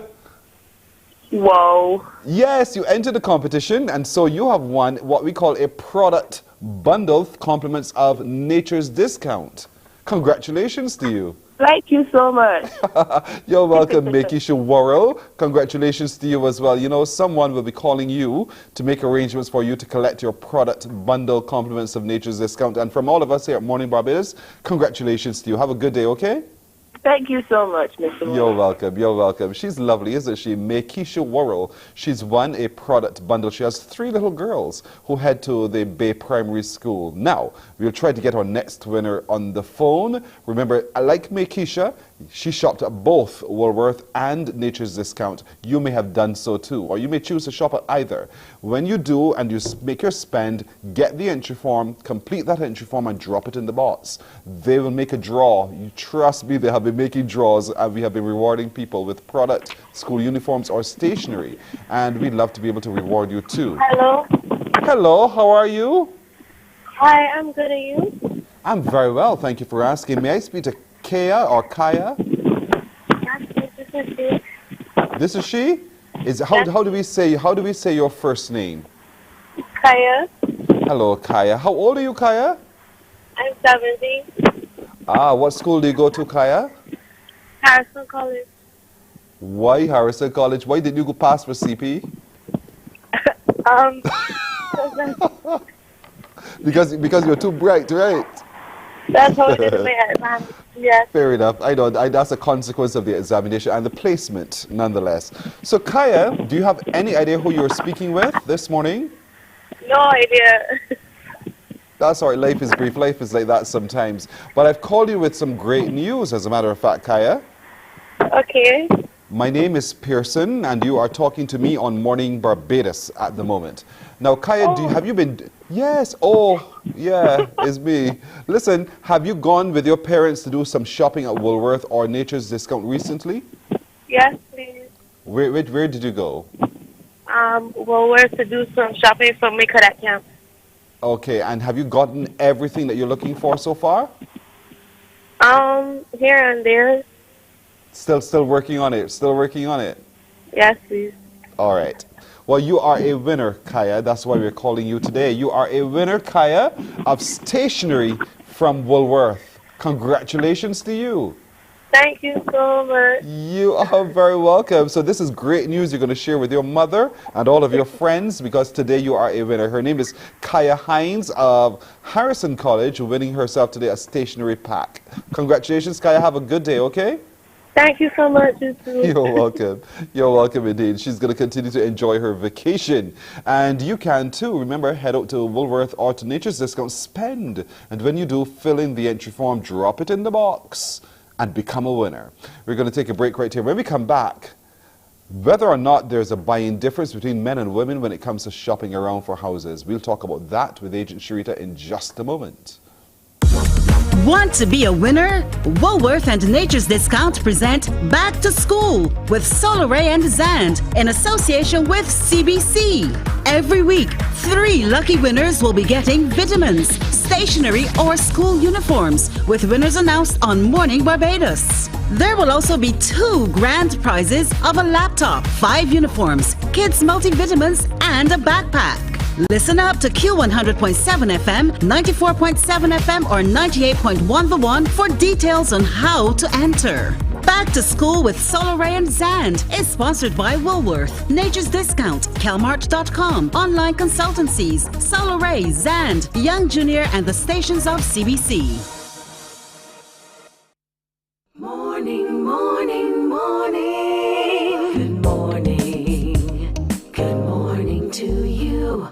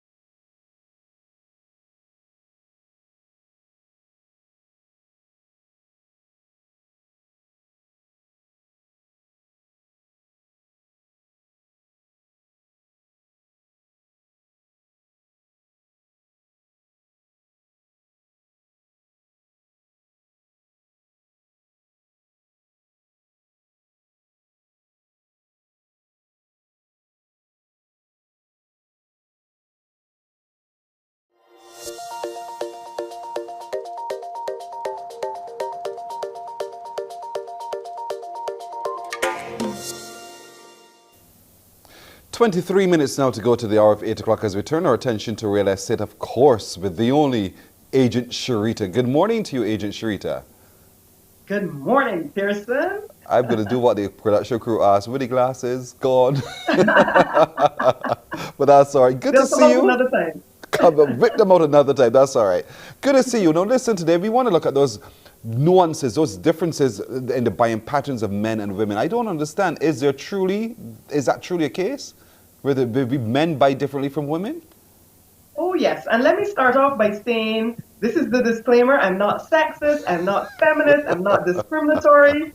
I am just sharing observations over years of interacting with clients when they come out to buy. Yes. There are differences, whether we like them or not. Men and women just think differently, and it does carry over into their buying habits. So, firstly, when it comes to, let's say, men purchasing a house, they purchase a house, men are congratulated. When it comes to women wanting to pursue a house, women are cautioned. Oh, yes, I see this. Yes. So, for example, when a guy is coming out and he might bring a buddy of his, the buddy is just tagging along to be his friend, Yes. And whatever, he wants to do, whatever the buyer wants to do, the buddy is all for it. With women now, their friends and family feel the need to protect them. So when they come buying with their tribe, it's more a matter of cautioning them. Yes. So even if the lady likes the house, sometimes she's often talked out from buying it because a friend says, you sure you want to live here? The garden wall, I know the. So women are usually cautioned, men congratulated. So that's number one that I've noticed. You make it sound as though it's easier to sell to the man than it is to sell to the woman. Yes. And that is truly so. Okay. Yes. Men are, another thing about men that you need to know, this is a purchase for them. Men are mission oriented. Yes. Come on, Pearson, you know how you are when you go to the store.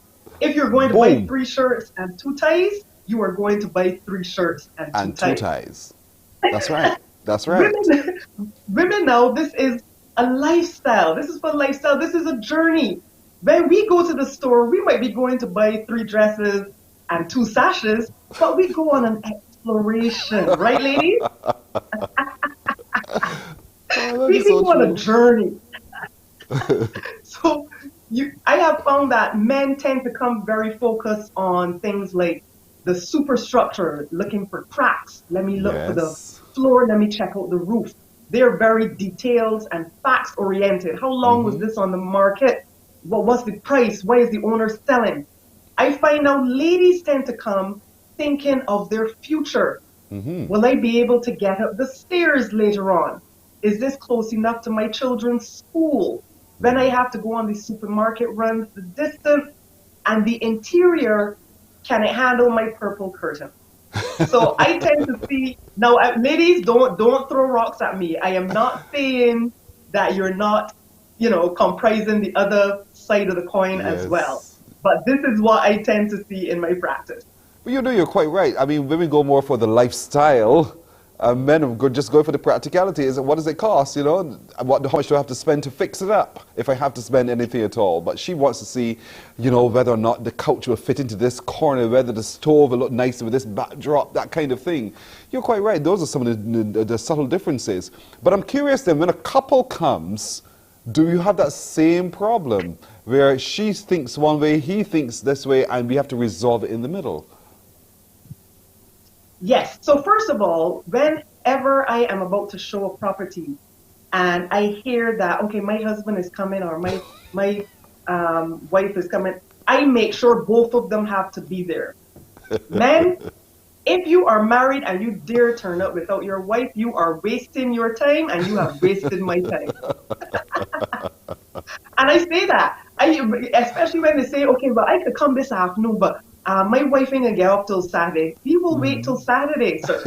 Because the thoughts and the feedback, they complement one another. You'll find that couples harmoniously tend to agree on 3 things.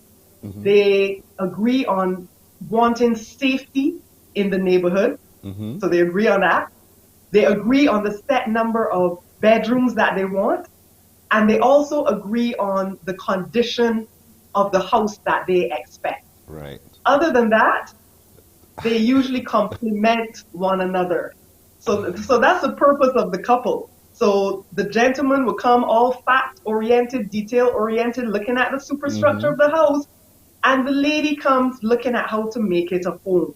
Can these gardens handle my fern? Is the interior open plan? Where can I entertain? So that's why as a couple, you must view a house you're purchasing together. Makes a lot of sense indeed. So what other kinds of subtle differences there are? Because, if you don't get it right, you can sabotage a good sale, you can sabotage a good buy. So what are some of the other differences between men and women when they're scouting around for property? I find that women tend to,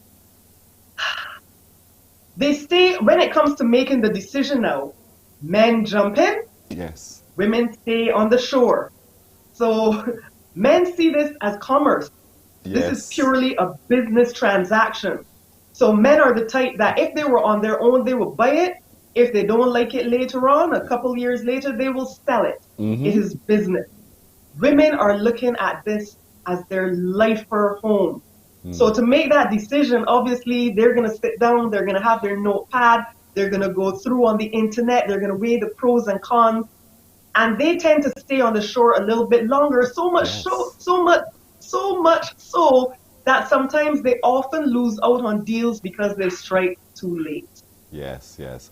You're right. Another thing. Go ahead. Go ahead. No, I was going to say, we say it as, Lord, you're all wasting time. You want it or you don't want it. You just make up your mind. That's how a man would generally react. I would. Make up your mind. Either you want it or you don't. Can we afford it or we can't? Simple, Simon. Yes. But a woman sees it in so many other shades and colors. It's amazing. Mm-hmm. What are some of the other differences? Another thing that's interesting, Pearson, is that when it comes to buying as a single person, this is based on a study that I saw in the U.S., 21%, this is in the U.S., 21% of the buyers were likely to be single women, more so than the men. Reason being, a lot of women, especially singles, they have come out of situations in which they've made a decision. I don't want to be vulnerable ever again. Mm-hmm. And because of that, women are usually able to set the wheels in motion to buy their own property. They're able to be more disciplined when it comes to saving. And they see this acquisition as truly self-actualization, as made it. So even if you look around in Barbados, based on the properties I've shown and sold, you'll find that there are a lot more single women than single men owning homes. So I find that interesting as well. That is truly interesting. So in the instances where the single men are owning, what are the reasons, if you don't mind sharing, if you know any at all? Why are they then making those kinds of decisions? If she's doing it for security, for herself, is he thinking the same way? Well, yes, but at a little bit more laid back pace. I've found that men are very finance driven. So even if they're in a relationship, they don't want to get into any property buying unless they feel that their money is right. So I found that once single men feel that they can handle that mortgage payment, that's when it is often based on finances, not necessarily desire or not necessarily wanting to feel, this great sense of stability. They're very detail oriented and data oriented. So I have the down payment now, great. I can afford the $2,000 a month for the mortgage. Now I will buy a house. There we go. In other words, let me go. I'm ready to go. In other words. And that's the whole thing. I hope that this morning, as people were listening, that women, you got to understand better how men think and vice versa. Men, you got to better understand how women think when it comes to approaching these kinds of transactions. If you're going to do it as a couple, come as a couple. Come as a couple. Listen to each other because both of you have valid points of view. And so we want to be able to find that happy middle ground. Patricia Ben is saying, Sharita, you are so funny. Thanks for the advice and the laughter, girl. I love you. Social media is really a buzz whenever you're on. And that's a good thing. So here it is now, there are subtle differences, that's the statement of fact. Now we know there are subtle differences between how men and women approach buying of houses. And with those differences, we can either be happy at the end of the transaction or miserable. But the best way to be happy at the end of it is to understand those differences and be able to approach them head on, head straight, so that we can actually make that sale, make that purchase as well. And I think the advice too for anyone who has a property on the market, who thinks, oh, I can do this, I could sell this by myself. You better listen here. You better listen to those differences. I recognize you can find yourself in some trouble if you don't, indeed. Correct. So I got to leave it right there, but I'm told by a little birdie that you'll be taking a little break. I hope that you thoroughly enjoy your break. You deserve it. You've worked so hard and you've worked so well. And we really want to thank you here on Mornin Barbados for working along with us as well to bring knowledge and information to the people when it comes to real estate management and real estate, period. So, Cruella, perhaps? We'll see a little bit on Cruella? No. But I'll bring something to you later in the year that you'll like. Good. Because we really do want also to continue the story of Cruella. Her journey has to continue. We just love her story. So, Agent Sharita, thank you so much for joining us again. All the best as you spend some time relaxing. We just want to remind folks, don't interrupt her vacation, but 233-8888, 233-8888. On Instagram, she's Agent Sharita. And on other social, she is Real Estate Barbados 246. So thank you so much for joining us. All the best. Enjoy your break. We'll see you soon again. Take care. You too. Agent Sharita with us this morning. A break, and when we come back, the word Yeah, boy. So stand by to give me a call to see if you can unscramble the letters in and resolve that word. Stay with us.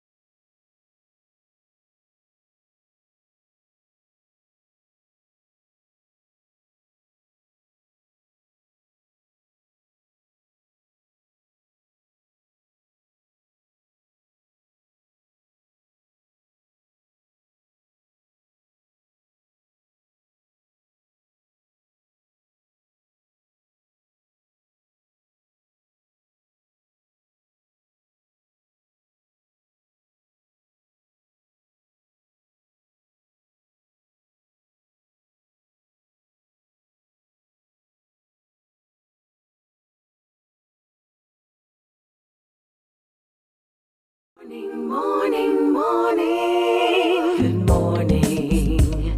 Good morning to you. It's now 8 minutes to the hour of 8 o'clock, and yes, it's time for you to unscramble some letters, and yes, that word is right back. I am unanimous in it. 228-5562 or 228-5563. Look at it, it's right there again. Yep, it hasn't gone anywhere.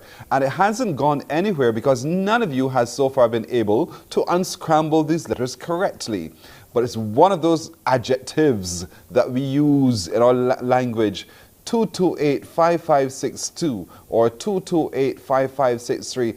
Unscramble that word. Come on, I dare you. I know you can, as a matter of fact. As I said, it's an adjective that we use. We use this word pretty often, a number of you. I haven't used it in a while, but now I know what it is.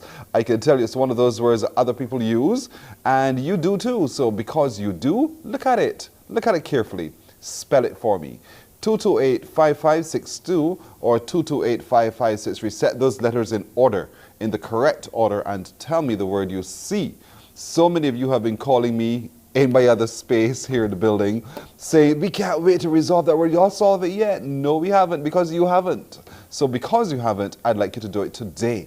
228-5562 or 228-5563. Some of you thought maybe he'll forget about it, maybe he'll move past it. Not on your best bet. We have to solve this today. Good morning to you. Hello. Good morning. Good morning. How are you? I'm fine, thank you. I am good to hear you. What is your first name and what parish are you watching us from? First name is Rosalind and from St. Michael. Rosalind of St. Michael. Now, Rosalind, you sound very much as though you think you know the word. Yes, I do. You do? Yes. You're absolutely certain, Rosalind, that you know this word? Positive. Well, before you tell me the word, what does it begin with? What letter does it begin with? S. And what letter does it end with? S. And what's the third letter of that word? R. What is the word? Scrumptious. Rosalind, look at that word carefully. It looks Russian to me. Rusk, kin, apasops.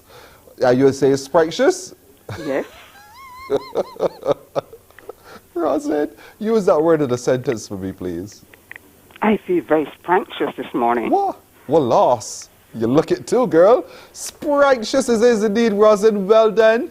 Talk to me. I want to hear your formula, Rosalind. Yes. Rosalind? Yes, What please. formula did you use to resolve this word for me? I normally try to pick off the endings first, the endings of most words. Uh-huh. Yeah. And this word, as far as you're concerned, had to end with an S and not an R. Yes. Cheese, Roz, you got it, man. You just stopped this boat one time. Thank you so much, okay? Thank you for listening to me. You're welcome, Rosalind of St. Michael. She got it. Sprightshus cheese or breaders. I was going to run this one to the wire. You better believe it, indeed. Look at this one. We have a new word on the screen. Look at this. Look at these letters, folks. Look, quick. 228-5562 or 228-5563. Can you figure this one out now? If she says she works from the end and comes back, if you did her formula, what do you see? 228-5562. This is easy, easy, easy. 228-5562 or 228-5563. It doesn't matter your age. Pick up the phone and call me and let me know the word you think we can make when we unscramble the letters you see on your screen at the moment. I see not. I see 228-5562 or 228-5563. Call me now. Call me from any parish whatsoever. It doesn't matter. If you're calling from overseas, by the way, I don't think because you watch online that you can't engage. Yes, you can. Our area code is 246. Then 228-5562 or 228-5563. So get cracking. What word now do you see on your screen? Resolve it for me. Unscramble the letters. And let's see the words you make using A-S-I-N-O-T-T. Asinot. Put those words, those letters in order and give me the other word, the correct word of those letters. 228-5562 or 228-5563. No, it's easier. None of you can get it work out? Seriously? Seriously? This one is so easy. Should I give you a hint? All right, I'll give you a hint. It begins with a letter you see on your screen, and it ends with another letter you see on your screen. 228-5562 or 228-5563. What word can we make when we unscramble the letters before you? Call me right now and let me hear the genius in you if you can resolve this. This is not as difficult as the last one we had, which we've run for a couple of weeks. This one is so easy, you will be amazed. And perhaps that's it. We tend to want to complicate what we see. This is easy. Don't try to make it more than what you actually know it to be. 228-5562 or 228-5563. So again, I must remind you, if you're using another service from the one that CBC offers, you are going to be well behind time. Is that the position you want to be in? That's your decision. But if you want to be on time, I humbly suggest that in another 3 to 2 minutes, our customer care desk here at the CBC for MCTV will open to you. And you can give us a call or you can come in and inquire more about the packages we have on offer so that you keep abreast and on time with everyone else. But if you can solve this, let's take your call. 228-5562 or 63. Good morning. Hello. Good morning. Listen, what's your first name or where are you calling from? Susan, and I'm calling from St. Philip. Hello, Susan of St. Philip. Good to hear you this morning. Susan, you know the words just changed for you?